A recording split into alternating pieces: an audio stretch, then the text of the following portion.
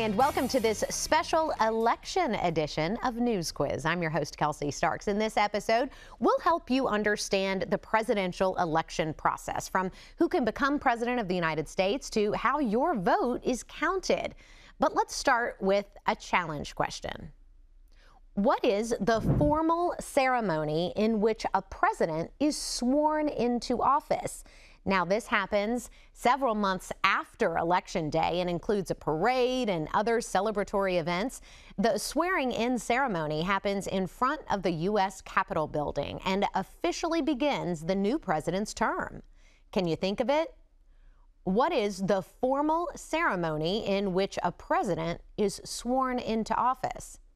We'll have that answer for you in just a few minutes. Now, if some of you are dreaming of becoming the President of the United States when you're older, you should know the constitutional requirements to become our nation's leader.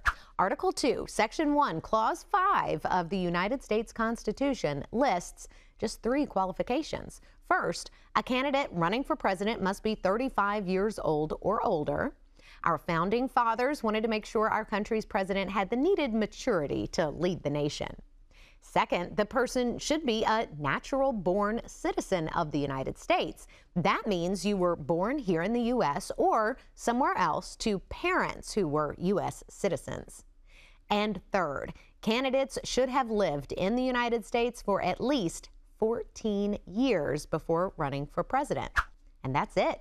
Just 3 requirements to qualify as a U.S. presidential candidate. Now, once a candidate is elected president, it's a big role to handle. Our leader is the head of state, our government leader, and is the commander-in-chief of our armed forces, the military. The president has the power to sign bills into law once passed by Congress, or he or she can veto those bills, sending them back for changes or killing them altogether if Congress can't override the veto. And the U.S. president is charged with appointing the leaders of federal commissions and federal offices, ultimately overseeing their work as well. That's just some of the job duties, which are often in the spotlight and critiqued by the entire world. Well, let's see if you caught that information with a couple of quiz questions. Question 1. The U.S. Constitution lists how many qualifications to become our country's president? Is it A, 5, B, 3,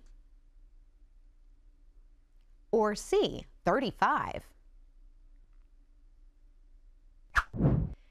And question 2, the U.S. president is the head of state and the A, commander-in-chief, B, 4-star general, or C, U.S. colonel.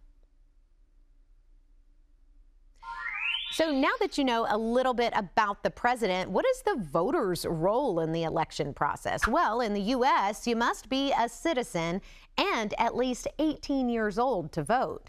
Different states have different rules and deadlines about voter registration. Some states ask you to register with a political party, others don't. Registration is as simple as filling out a form online, or you can register by mail or in person. But no matter the different registration rules, the important thing is that you cast your vote. Every vote counts. But choosing a president isn't quite as simple as counting votes. Election Day happens on the first Tuesday after the first Monday in November. When people vote, the candidate with the most votes wins what's called the popular vote. However, the Electoral College is a group of electors that actually determines our nation's leader. Here's how it works. Each of the 50 states gets a certain number of electors based on its population and representation in Congress. For example, Kentucky has 2 senators and 6 representatives. That adds up to 8 electors and 8 electoral votes. And although Washington, D.C. is not a state, it's not left out. It gets 3 electoral votes. In most states, the candidate that wins the popular vote in a state gets all of that state's electoral votes. However, Even if a candidate wins the majority of the popular vote nationwide, it's possible the candidate will lose the electoral vote count. There are 538 total electors. To become president, a candidate must win a majority of those electoral votes, which is at least 270. Now here's your chance to get a majority of the questions right. Question 3 is true or false. You must be at least 21 years old to vote in a general election. Is that statement true or false? And question 4 is all about winning. In order to win the presidency, a candidate must get the majority of A, popular votes, B, electoral votes, or C, independent votes. Now it's time to get your opinion on our country's next president. Tell us, what qualities do you think make a good president? Now, you don't have to choose a candidate, but tell us what qualities you think are important for a good leader. Maybe they are qualities you have or other people you know who lead well. We want to know what you think. Send those opinions to us via email at newsquiz@ket.org, or you can use the form at ket.org/newsquiz. Just be sure to include your name, grade, school, and teacher's name in your response, and we will read some of your best responses on our show this season. So, did you feel challenged by our challenge question? If you answered inauguration, you met that challenge. An inauguration is the formal ceremony in which a president is sworn into office. You will also see these ceremonies for state governors when they're elected and for some other public figures. The president's inauguration happens in mid-January of the year following the November election. That allows time for the incoming president's teams to coordinate information and plans with those from the outgoing group. And here are the rest of today's answers. The answer to question 1 is B. 3 constitutional qualifications must be met to become a U.S. president. The answer to question 2 is A. Commander-in-Chief is the president's other job, head of the U.S. military.